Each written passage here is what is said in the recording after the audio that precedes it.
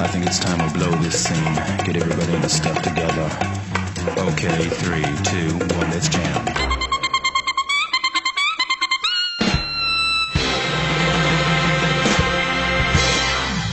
On today's episode of Woman Reactions, reacting to Demon Slayer, Kimetsu no Yaiba, episode 11, Tsuzumi Mansion. Now, coming off last week's episode, where we had that great battle between Tanjiro and the 12 Demon Moon wannabes, Arrow and Tamari, Tanjiro is already headed to his next destination, his next mission. But on his way there, he runs across a very interesting scene. Out in the middle of the road is a very familiar face begging a woman to marry him because he will soon die. Enter Zenitsu Agasuma, a fellow survivor of the final selection. Right off the bat, we get introduced to his personality. Very coward-like to the utmost extreme. Seems to have no qualms, literally pouring his eyes out in front of Tanjiro as well as this woman he's trying to get marry him. But I have to assume there's more to him than meets the eyes because hell, he made it through the final selection where it's literally hell on earth. Now after setting Zenitsu straight, him and Tanjiro set off. While enjoying a nice little snack, they get interrupted by the crow. Yes, hurry up Tanjiro, hurry up Zenitsu, make haste to your next destination because something's going down. Stumbling upon a mansion as well as a couple of kids outside, they realize that something is amiss. It seems their older brother was taken, and after witnessing a body being thrown from the mansion as well as Tanjiro smelling and Zenitsu's hearing, it's definitely time to go demon slaying. Now we get a couple little interesting tidbits right here. One of the funniest scenes, which I used as the end clip, is Zenitsu pleading with Tanjiro. It seems at this point he's already become attached to our main character. Another interesting scene is where he actually leaves the two kids with Nezuko still locked up in the box. Interesting that he leaves them his most,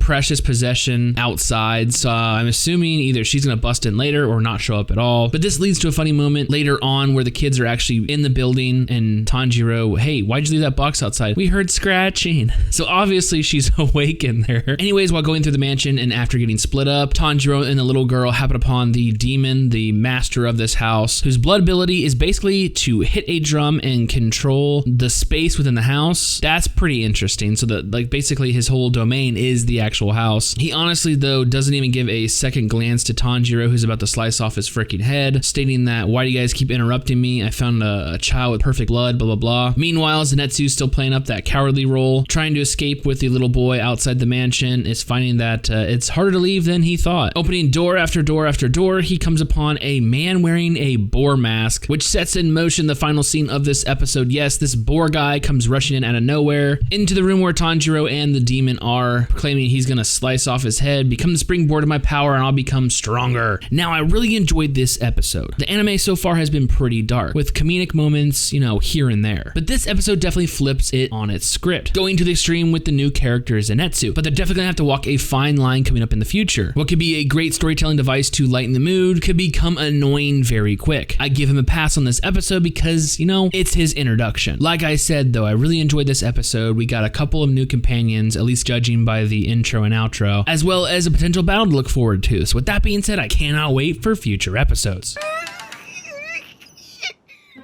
そうか、わかった。なんだよ、なんでそんな般若みたいな顔すんだよ。行くよ。無理強いするつもりはない。